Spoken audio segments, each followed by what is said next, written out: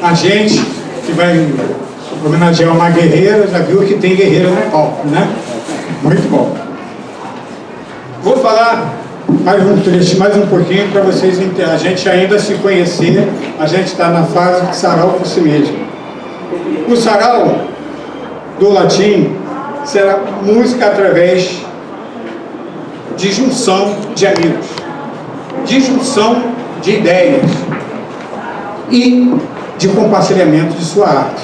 A gente queria transmitir isso, principalmente para os jovens que estão nos ouvindo, e também para todas as pessoas de qualquer idade que se sintam com uma arte de alguma forma no corpo e queiram se expressar.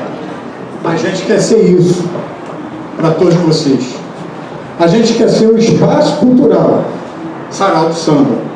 Nós começamos num quintal, que a gente é um quintal terraço, da casa da Sogra de Valdeci, onde a gente, de uma brincadeira, só de roda de samba, alguém falou, por que não homenagear um cantor, homenagear um bamba do samba? Daí, vocês vão ver o espetáculo que vem do lado, que a gente passou a homenagear sempre um bamba do samba. E a gente está fazendo isso até hoje. Nesse contexto, a gente cresceu a ideia de aumentar a qualidade musical, ensinar para as pessoas posicionamento. A gente passou a cultivar uma mensagem através da arte, da música, que todos aqui fazem também. Evoluímos em quê? Por que a gente agora está desse tamanho e está do jeito cultural? Porque não adianta, no país, a gente só fazer algo e não divulgar e não contribuir para algum desenvolvimento das pessoas da sociedade. A gente vê um monte de riscos que a gente precisa combater.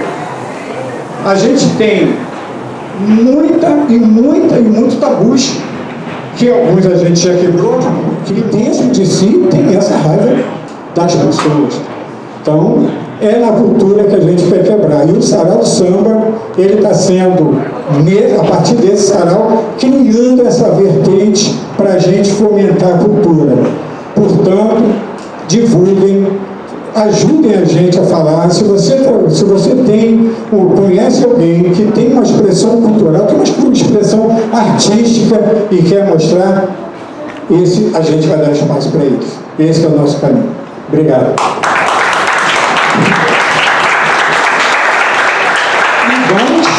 E vamos falar de cultura, né? Dentro da nossa programação, a gente procurou quem poderia vir ajudar a brilhantar o nosso momento. Aí eu fiquei assim, eu quero ver alguém da localidade, alguém da área. Por que alguém da área? Porque é gostoso a gente trabalhar com as pessoas da área, nós conhecemos as pessoas da área. A gente tem artistas aqui, eu tenho certeza, muito bons e que não são conhecidos. A gente queria esse espaço. E eu comecei a procurar, achei a Casarte. A Casarte é uma instituição muito bacana, que essa pessoa, que eu vou chamar dela, falar. E a líder do Casarte me falou, olha, você tinha que procurar o Julinho Terra. Eu falei, Julinho Terra? Procurei o Julinho Terra, achei o YouTube dele, já estou inscrito no canal dele, já vi todas as expressões dele. É uma expressão local sensacional. E eu vou chamar ele para a gente começar a nossa parte cultural. Número 1, por favor, Julinho Terra, que apresente nosso artista, poeta, muito legal. Depois que eu o conheci, eu vou falar assim, é um cara maravilhoso. Mas eu vou deixar vocês fazerem essa conclusão. Rapidamente, eu vou só apresentar para vocês, ele me deu essa liberdade da gente conhecer quem é o Julinho Terra. Julinho Terra nasceu e vive até hoje no mesmo bairro, em Higienópolis, aqui, subúrbio do Rio de Janeiro. Ele botou a idade, mas eu não vou falar não. 25, 26. Julinho tem 72 anos e na década de 70 fez parte do Passa na Praça que a Poesia Te Abraça. Foi um dos fundadores do grupo cultural A Quem Interessa. Publicou o livro Poesias Tenho em Mim um Candeeiro. Participou de 5 peças teatrais como diretor, autor e ator. No momento, está apresentando Um Velho Ateu. Com vocês, Julinho Terra. De novo. Nós vamos fazer umas perguntinhas para o Julinho Terra, para a gente conhecer melhor essa capacidade. Nós queríamos, então, saber um pouco mais do nosso bonequista. Não, em primeiro lugar, eu queria agradecer ao Isoldo pelo convite. Né? Em segundo, falar que eu estou um pouco emocionado. Alguém me perguntou se eu estava nervoso. Eu falei, é impossível você não ficar nervoso quando você se expõe até para falar sobre a questão de cultura que é tão difícil nesse país. Mas vamos às perguntas, né? Tá certo, porque sinceramente a gente gostaria de saber como é que você chegou, né? Como é que a arte chegou na sua vida, qual foi a sua trajetória, saber esse seu caminho, se teve dificuldades, como foi? Então, em primeiro lugar, como eu falei, como Jesus falou, eu nasci em 1949, em Higienópolis, do outro lado, quando eu tomava banho nesse rio, que hoje não dá nem, a gente pegava peixinho nesse rio, né? E com 9, 10 anos eu comecei a escrever. E um dia numa live me perguntaram como é que surgiu a minha ideia, né, esse amor pela palavra, minha relação com a arte. E minha mãe, eu perdi meu pai com 7 anos no Dia dos Pais. E tive que ajudar minha mãe a trabalhar. E a gente, como a maioria daqui deve ter aquelas dificuldades da vida, minha mãe fazia sopa de letrinhas. Lembra de sopa de letrinhas? E aí o que eu fazia? Eu tomava aquele caldo rapidinho, pegava as letras e botava na borda do prato. Começava a fazer fonema, depois juntava letras e tal. E aí eu até escrevi nesse meu Tem em Mim um Candeeiro, eu tenho um poema chamado Sopa de Letrinha, que eu acho que responde essa pergunta. Eu falo assim: dos 5 filhos gerados pelo amor materno nordestino, só eu que ser fraseador. Também pudera, minha mãe me entupia de sopa de letrinhas. E mas me diga aí, qual é o seu estilo? Que estilo? Conservador? Eu fui muito influenciado primeiro por Thiago de Mello, depois Ferreira Goulart, agora Manuel de Barros. Eu não tenho uma linha conservadora, não, pelo contrário, meus poemas são livres. Eu até preparei alguns poemas para eu declamar, tipo esse agora, né? Então, eu me sinto muito mais uma pessoa assim, fora dos padrões, entendeu? Fujo minha poesia. Eu faço teatro também, eu tento sair um pouco do padrão, buscar algo de novo. Entendeu? É uma visão mais eclética, né?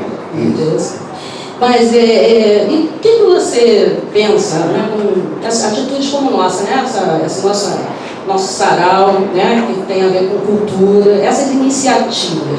O que você vislumbra em termos de expansão do Brasil, né, do seu bairro e tudo mais? Como é que é a sua visão sobre esses momentos? Isso. Quando o Gesualdo me chamou, eu não tive nem condição de falar não. Não tive nem...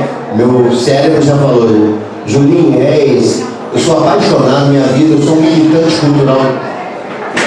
Eu até brinco que disse que minha mãe, quando eu nasci, ela já disse que eu, em vez de chorar, eu gritei assim: Viva a arte!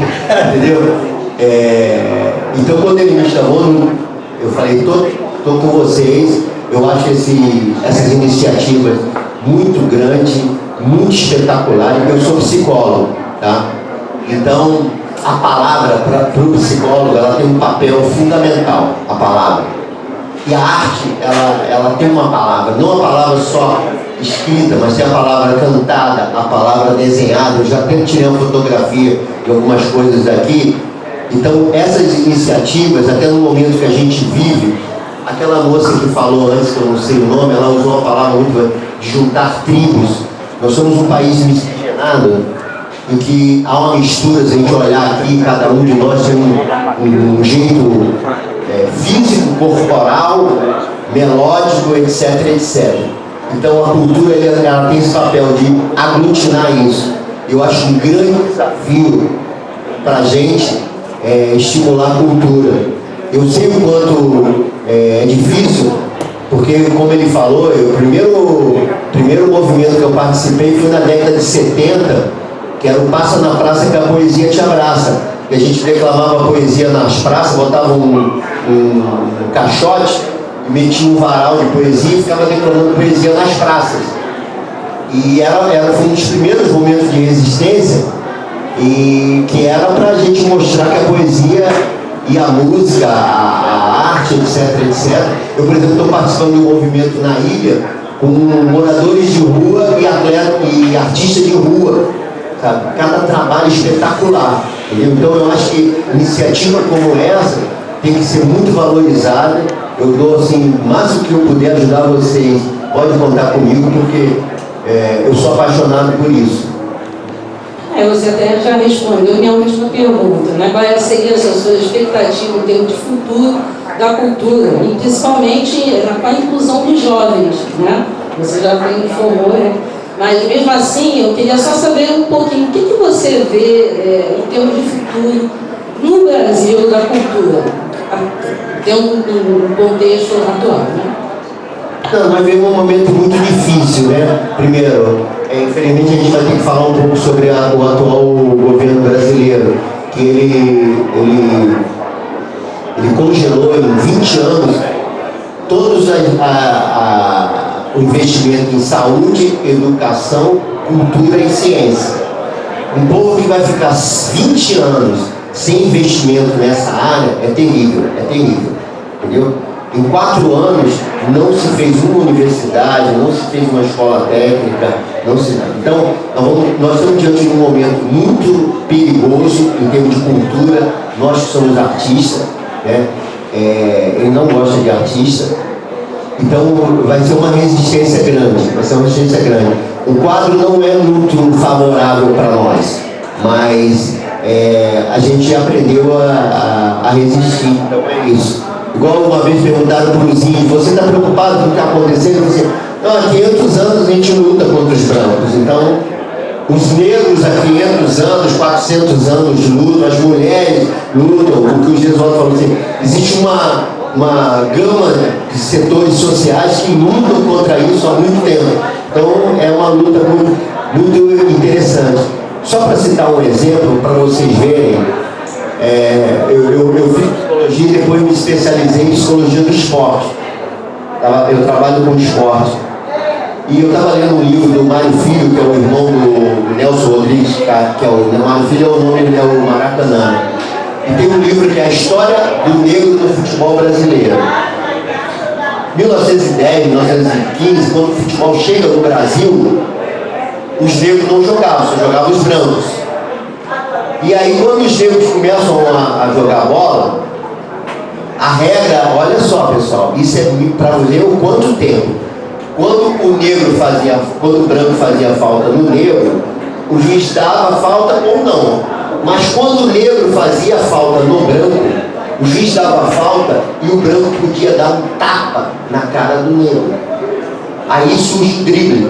O negro, para não apanhar do branco, ele começa a desviar do branco. Então a origem do drible é uma resistência para não apanhar. Isso é 1910, 1920. Então, até hoje a gente apanha, mas vamos em frente. Poxa, bem interessante, eu não sabia dessa história. Então, nós agora queremos ouvir um pouco da sua arte, Né? Apresentando então o Julinho Terra para que nós conheçamos a sua obra. Por onde nós começamos? O mundo está pesado, eu vou pedir emprestado a palavra poesia. Se o mundo emburrecer, eu vou rezar para chover a palavra sabedoria. Se o mundo andar para trás, vou escrever num cartaz a palavra rebeldia. Se a gente desanimar, eu vou colher no pomar a palavra teimosia.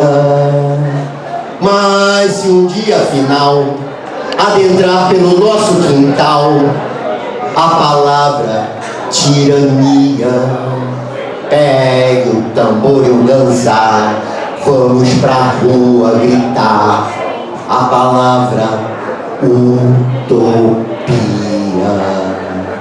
Utopia, cadê você, utopia? Utopia, cadê você? Fui internada várias vezes nos hospitais das redondezas. Sair de mim e seguir os outros seria a cura. Fazer sempre a mesma coisa seria o remédio. Esse foi o diagnóstico do meu médico. O eletroencefalograma registrou umas ondas tão estranhas. Mania de impossível, fascínio pelo invisível, tara pelo verbo acreditar, dom em vir a ser, desconfiança pelo limite, ojeriza pela dúvida, carinho pelo acaso, gostar de brincar de faz de conta, paixão pela frase tente outra vez, e aquele sentimento contínuo de sentir o cheiro do amanhã. Todo romance nascido do acaso tem sobrevida, mas o romance não acontece num só lance. É necessário madurar encontros e também os desencontros diários. Construir um telhado de boas intenções para proteger o amor quando estiver assustado. Cavar um poço artesanal de cumplicidade para lavar as feridas antigas com cuidado.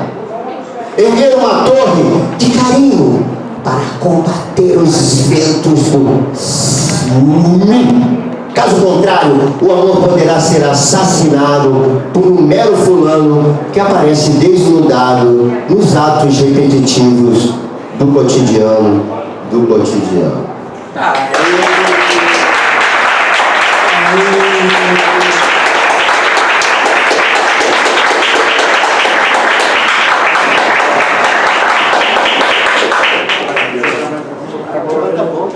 Olha, Obrigado. esse Julinho só fez a gente